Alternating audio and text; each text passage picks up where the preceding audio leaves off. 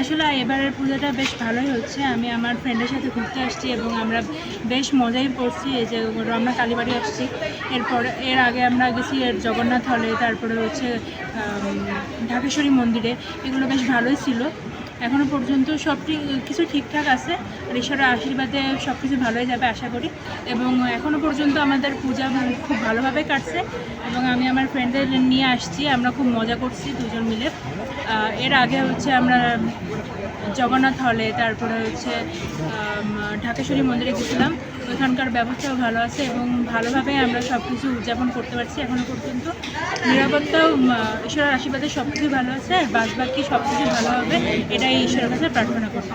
আমাদের যেহেতু হচ্ছে বড় দুর্গা উৎসব, বড় উৎসব এটা, তো আমরা প্রচণ্ড মজা করি। এবার হচ্ছে ঘুরতে যেতে পারিনি, মানে বাড়ি যেতে পারিনি, তো আমরা মনে করলাম ঢাকা শহরেই ঘোরার অনেক জায়গা আছে, যেরকম এরপরে আমরা মতিঝিলে যেতে পারি। ওইখানকার পূজা অনেক সুন্দর হয় এবং এখনও পর্যন্ত যতটুকু দেখলাম এই মন্দিরের পূজাটা খুব ভালো হচ্ছে।